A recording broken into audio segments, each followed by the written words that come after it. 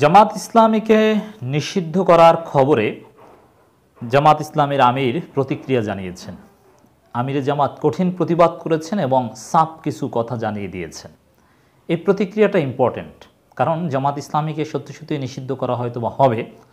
নিষিদ্ধ করা হলে জামাতের আকিদা কী, জামাতের অ্যাপ্রোচ কী হবে, কিছু ধারণা আমিরে জামাতের এই কঠিন প্রতিবাদ এবং সাপ কিছু কথা থেকে বোঝা যায়। আমরা আগেই বলেছি দর্শক, সরকার আর কোনো উপায় না পেয়ে চারদিকে অন্ধকার দেখছে। দেশে বিদেশে সারা পৃথিবী তাদের জন্য সংকুচিত হয়ে যাচ্ছে। দেশের 1% জনগণও তাদের সাথে নেই। আন্তর্জাতিক সম্প্রদায়ও তারা সোচ্চার হয়েছে। জাতিসংঘ ম্যান্ডেট অনুযায়ী প্রয়োজনীয় পদক্ষেপ নিতে প্রস্তুত বলে বলছে। মানবাধিকার লঙ্ঘনের প্রমাণ মিলছে বলে জাতিসংঘ বলছে। তো এই পরিস্থিতিতে জামাত কার্ড নিয়ে সরকার খেলতে যাচ্ছে এবং সেই প্রেক্ষাপটে আমিরে জামাতের বক্তব্য খুবই তাৎপর্যপূর্ণ এবং এই সময় সবচাইতে গুরুত্বপূর্ণ বিষয়। 14 দলীয় জোটের বৈঠকে বাংলাদেশ জামাত ইসলামীকে নিষিদ্ধ করার বেআইনি সিদ্ধান্তের তীব্র নিন্দা ও প্রতিবাদ। ডাক্তার শফিকুর রহমান 29 জুলাই 14 দলীয় জোটের বৈঠকে বাংলাদেশ জামাত ইসলামীকে নিষিদ্ধ করার বেআইনি সিদ্ধান্তের তীব্র নিন্দা ও প্রতিবাদ জানিয়ে বাংলাদেশ জামাত ইসলামীর আমির ডাক্তার শফিকুর রহমান 30 জুলাই এক বিবৃতি প্রদান করেছেন। বিবৃতিতে তিনি বলেন, 29 জুলাই 14 দলের বৈঠকে বাংলাদেশ জামাত ইসলামীকে নিষিদ্ধের যে বেআইনি এখতিয়ার বহির্ভূত ও সংবিধান পরিপন্থী সিদ্ধান্ত নেওয়া হয়েছে তার তীব্র নিন্দা ও প্রতিবাদ জানাচ্ছি। এটা একটু ব্যাখ্যা করি। আমির জামাতের প্রত্যেকটা বাণী সঠিক, কারণ ডেমোক্রেসিতে কোনো পার্টিকে নিষিদ্ধ করা যায় না।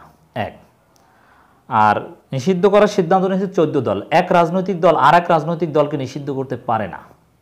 এটা হাস্যকর এবং একেবারেই জুরিসডিকশনের বাইরে। আর নিষিদ্ধ করতে পারে কোর্ট একটা প্রমাণিত হওয়ার প্রমাণের পর। হ্যাঁ, এক্সিকিউটিভ অর্ডারে সরকারও নিষিদ্ধ করতে পারে সুনির্দিষ্ট অভিযোগ প্রমাণিত হলে। এখন জামাতের বিরুদ্ধে যে অভিযোগ দিচ্ছে, সে অভিযোগ কি কোর্টে প্রমাণিত হয়েছে? জামাত সহিংসতা করে কোন আদালতে? আপিলের ডিভিশনের চূড়ান্ত রায়ে কোথায় প্রমাণিত হয়েছে? কয়জন জামাত নেতার চূড়ান্ত সাজা হয়েছে যে তারা সন্ত্রাসী করে, সন্ত্রাস আইনে? এখন পর্যন্ত আপিলের ডিভিশনে চূড়ান্ত কোনো রায় জামাতের কোনো নেতার বিরুদ্ধে কিছুই হয়নি সন্ত্রাসী বা সহিংসতার অভিযোগে। তাহলে এখানে আসলে এক্সিকিউটিভ অর্ডারে নিষিদ্ধ করার নৈতিক গ্রাউন্ড আসলে তৈরি হয়নি। বরং জামাতকে যে অভিযোগে নিষিদ্ধ করতে চায়, সে অভিযোগে জামাতের আগে বিএনপিকে নিষিদ্ধ করা উচিত। কারণ সন্ত্রাস কিংবা গাড়ি ভাঙচুর বা অগ্নিকাণ্ড এইসব কারণে জামাতের যে কয়জন লোকের সাজা হয়েছে কোর্টে, তার চাইতে বিএনপির লোকজনের অনেক বেশি সাজা হয়েছে। এবং জামাতের বিরুদ্ধে যে মামলা, তার চাইতে বিএনপির লোকজনের বিরুদ্ধে মামলা বেশি। তাহলে আপনি বিএনপিকে নিষিদ্ধ করবেন না, শুধু জামাতকে নিষিদ্ধ করবেন, ফাজলামি। এর নৈতিক গ্রাউন্ড কিন্তু আসলে তৈরি হয়নি। এটি আমিরে জামাত বলেছেন। এবং সংবিধানে যে রাজনীতি করার, সংগঠন করার অধিকার দেওয়া হয়েছে, সেটার ভায়োলেশন। এভাবে ডেমোক্রেসিকে সংকুচিত করা। আওয়ামী লীগ নেতৃত্বাধীন 14 দলীয় জোট একটি রাজনৈতিক প্ল্যাটফর্ম। একটি রাজনৈতিক দল বা জোট অন্য একটি রাজনৈতিক দলের বিষয়ে কোনো সিদ্ধান্ত নিতে পারে না। বাংলাদেশে আইন ও সংবিধান কাউকে এ এখতিয়ার দেয়নি। কোনো দল বা জোট অন্য কোনো দলকে নিষিদ্ধ করার ধারা চালু হলে এক দল অন্য দলকে নিষিদ্ধ করতে থাকবে। তাহলে জামাত ইসলামীও বলবে আওয়ামী লীগ নিষিদ্ধ।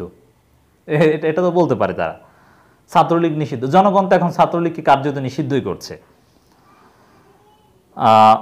তখন রাষ্ট্রের শৃঙ্খলা বলে কিছু থাকবে না। জামাত ইসলামী একটি প্রতিষ্ঠিত গণতান্ত্রিক রাজনৈতিক সংগঠন, যা বাংলাদেশের সকল গ্রহণযোগ্য নির্বাচনে অংশগ্রহণ করে জাতীয় সংসদের প্রতিনিধিত্ব করছে। এখানে একটা বিষয় বোঝা যায় যে জামাতকে নিষিদ্ধ করা হলে জামাত ইসলামী কিছুতেই দেশের আইন সংবিধান পরিপন্থী কিছু করবে না।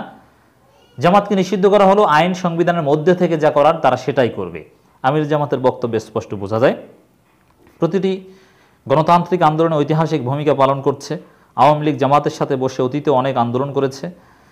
দেশে অবাধ, সুষ্ঠু, নিরপেক্ষ নির্বাচনের জন্য কেয়ারটেকার সরকার ব্যবস্থার ফর্মুলা জাতির সামনে উপস্থাপন করেছে এবং তার ভিত্তিতে দেশে সুষ্ঠু নির্বাচন অনুষ্ঠিত হয়েছে। এরকম একটি গণতান্ত্রিক সংগঠনকে নিষিদ্ধ করার দাবি বেআইনি, এখতিয়ার বহির্ভূত ও সংবিধান পরিপন্থী। জনগণ 14 দল এই দাবি গ্রহণ করবে না। সাফ কথা। এর মানে জামাত তাদেরকে নিষিদ্ধ করা হলেও তারা নিজেরা নিষিদ্ধ হবে না, এটাই বোঝাতে চেয়েছে। তারা রাজনীতি করবে নিয়মতান্ত্রিকভাবে, আইন মেনে, সংবিধান মেনে রাজনীতি তারা করবে এবং আইনিভাবে বিষয়টা মোকাবেলা করবে। আইনিভাবে মোকাবেলা বলতে এক্সিকিউটিভের বা নির্বাহী বিভাগের যে কোনো সিদ্ধান্তের বিরুদ্ধে কোর্টে রিট করা যায় সেটা হয়তো বা ডেফিনেটলি করবে। বিবৃতিতে তিনি আরও বলেন, সম্প্রতি ছাত্রদের বৈষম্য বিরোধী আন্দোলন ব্যাপক রূপ লাভ করলে সরকার প্রধান, সেতুমন্ত্রী, মুক্তিযুদ্ধ বিষয়ক মন্ত্রী আক্রমণাত্মক ও উস্কানিমূলক বক্তব্য রাখার পর ছাত্রলীগ বৈষম্য বিরোধী ছাত্র সমাজের উপর হামলা চালায়। পরবর্তীতে রাষ্ট্রের বিভিন্ন বাহিনী দিয়ে দেশে গণহত্যা চালানো হয়। বাংলাদেশের ইতিহাসে অতীতে কোনো আন্দোলন দমনের জন্য এভাবে নির্বিচারে গণহত্যা চালানো হয়নি।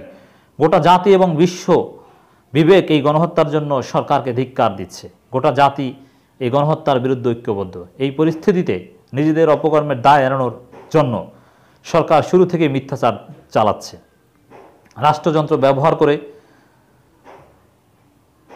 জামাত ও বিরোধী রাজনৈতিক দলের উপর দোষারোপ করে বক্তব্য দিয়ে যাচ্ছে।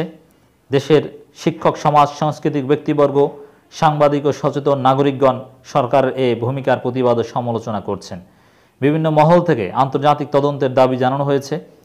এহেন অরাজক পরিস্থিতিতে সরকার দেশ ও বিশ্ববাসীর দৃষ্টি ভিন্ন দিকে প্রবাহিত করার জন্য এখতিয়ার বহির্ভূতভাবে 14 দলের বৈঠকে জামাত নিষিদ্ধের হটকারী সিদ্ধান্ত নিয়েছে। দলের এই সিদ্ধান্ত, তাদের সিদ্ধান্ত অযৌক্তিক, বেআইনি এবং সংবিধান বিরোধী। দেশের জনগণ 14 দলের সিদ্ধান্ত প্রত্যাখ্যান করেছে। সাফ কথা।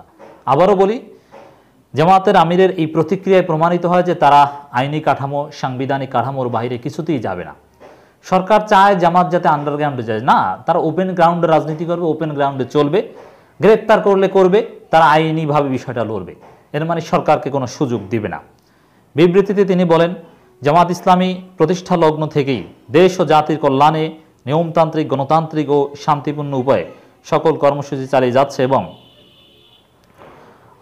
চালিয়ে যাবে, এটাই বলার চেষ্টা করছে। চালিয়ে যাচ্ছে এবং তাদের অবদান আছে, এটা স্পষ্টভাবে বলছে। একই সাথে এই যে ইন্টারনেট বন্ধ করে যে একটা গণহত্যা চালানো হয়েছে, সেই বিষয়টাও জামাতের বিবৃতিতে বারবার উঠে এসেছে, সেটাকেও জামাত অ্যাড্রেস করছে। জামাতের সাথে কোটি কোটি মানুষের সম্পৃক্ততা রয়েছে এবং ন্যায় বিচার, মানবাধিকার প্রতিষ্ঠার জন্য জামাত নিরলস প্রচেষ্টা চালিয়ে যাচ্ছে।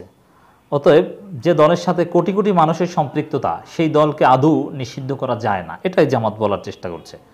দেশবাসী ও বিশ্ববাসী অবগত আছেন যে গত 16 বছর ধরে জামাত ইসলামের উপর ইতিহাসে নৃশংসতম জুলুম চালানো হয়েছে। শীর্ষ নেতৃবৃন্দকে সাজানো মামলায় ফাঁসি দেওয়া হয়েছে, অসংখ্য নেতাকর্মীকে দুনিয়া থেকে বিদায় করে দেওয়া হয়েছে, হাজার হাজার নেতাকর্মীকে চিরদিনের জন্য পঙ্গু করা হয়েছে, অসংখ্য নেতাকর্মীকে গুম করা হয়েছে। এত জুলুম নির্যাতন সত্ত্বেও জামাতকে জনগণ থেকে বিচ্ছিন্ন করা যায়নি। অতীতেও যত অঘটন ঘটেছে কোনো রকম তদন্ত ছাড়াই তার জন্য জামাতকে দোষারোপ করা হয়েছে, কিন্তু পরবর্তীতে প্রমাণিত হয়েছে জামাত কোনো ঘটনার সাথে জড়িত নয়, বরং দেখা গিয়েছে ওই সমস্ত ঘটনার সাথে শাসক গোষ্ঠী জড়িত। সাম্প্রদায়িক দাঙ্গাগুলোতে এটাই ঘটেছে। অতএব জামাতের বিরুদ্ধে যে অভিযোগে নিষিদ্ধ করতে চাচ্ছে সরকার, সেই অভিযোগ এখন পর্যন্ত কোর্টে প্রমাণিত হয়নি, এই আওয়ামী লীগের কোর্টেই প্রমাণিত হয়নি। অতএব এটার কোনো নৈতিক ভিত্তি আসলে নেই।